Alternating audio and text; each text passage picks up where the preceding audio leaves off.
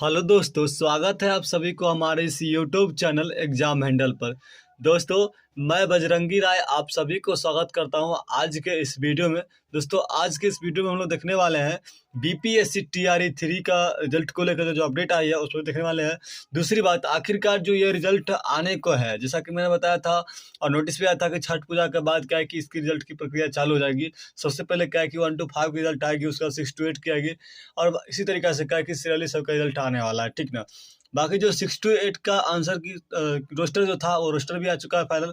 लेकिन इस सभी के बीच आप लोग आए दिन जो 6 तारीख के जो नोटिस आई थी, इसको देखे होंगे आप लोग, स्क्रीन पर अभी भी देख पा रहे होंगे, ठीक ना। इस सभी बातों को हम लोग चेक करेंगे और यहाँ पर किस प्रकार से रिजल्ट में भी खेल हो चुका है या हो जाएगा, जिसे कि अभी आंसर की रिवीज करके दिया गया फिर से, मतलब कि फाइनल आंसर की आ चुका था, जिसमें 6 to 8 का 6 to 10 तक का 9 10 का आया था और 11 12 का भी आया था।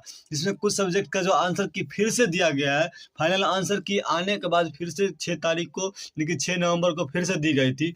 आखिर वो देने का क्या मतलब हो सकता है, जो विभाग, इस पर हम बात करेंगे इस सभी मैटर पर, ठीक ना। और क्या है कि टीआरई 4 का जो नोटिफिकेशन है वो कब तक आने वाला है उस पर बात करने वाले हैं। तो चलिए हम लोग स्टार्ट कर लेते हैं इस वीडियो को।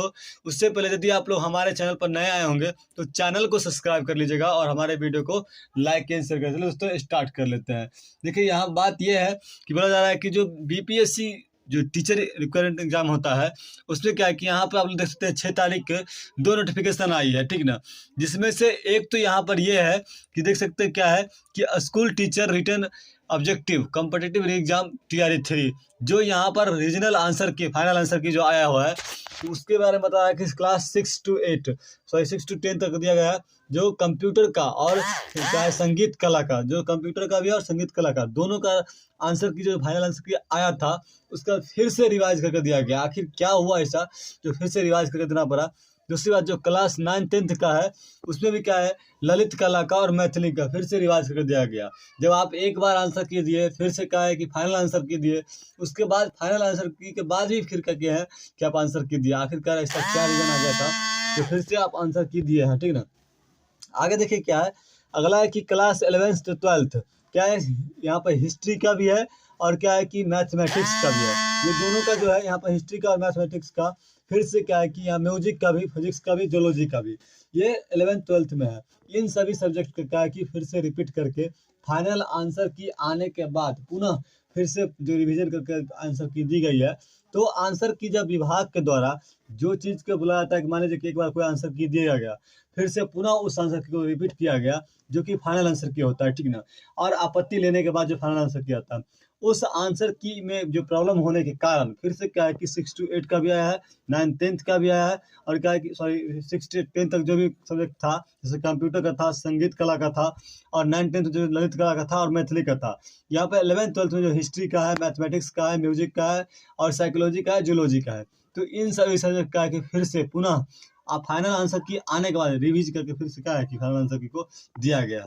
तो आखिर क्या इससे फिर से फर्क पड़ने वाली है? हाँ बिल्कुल। देखिए, यहाँ पर जो हो रहा है कहीं ना कहीं बहुत सारे इस बात को लेकर सवाल उठ रही है कि आखिर जो इस प्रकार के खेल चल रही है, रिजल्ट की बात चल रही है, आप लोग देखेंगे कि जल्दी क्या है कि बोला गया कि छठ पूजा के बाद जो 1 to 5 का जो रिजल्ट जारी किया जाएगा पहले, उसके बाद के अन्य का रिजल्ट भी जारी कर दिया जाएगा, ठीक है। तो इस प्रकार की बातें चल रही है, इससे यही हो रहा है कि दोस्तों कि आखिर क्या होने वाला है, जो बहाली प्रक्रिया है उसमें चल क्या रहा है इसमें, ठीक ना। जैसे कि रिजल्ट आने को है और यहाँ पर फिर से आंसर की रिवीज जिस प्रकार से पुनः आंसर की को जारी किया जा रहा है और री एग्जाम जैसे हुआ उसके बाद क्या कि बार बार फाइनल आंसर की ही नहीं आएगा, तो इससे तो कहीं ना कहीं विभाग पर से हो या सिस्टम पर से हो, जो छात्र का जो ये एक प्रकार के रिजल्ट का माहौल बना हुआ था कि नहीं चलिए छठ के बाद रिजल्ट आने वाला, रिजल्ट आने वाला है।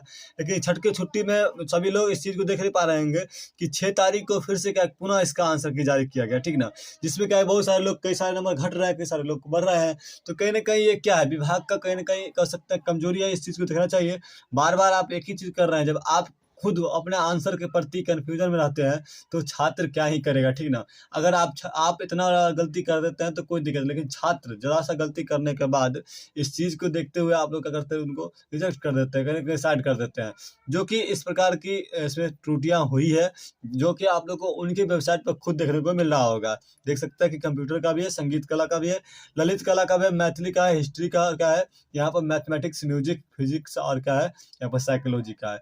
तो इस प्रकार सॉरी जूलॉजी का है। तो इस प्रकार से क्या है कि यहाँ पर आप लोग को देखने को मिला होगा, जो कि आप लोग देख पा रहे होंगे, ठीक ना।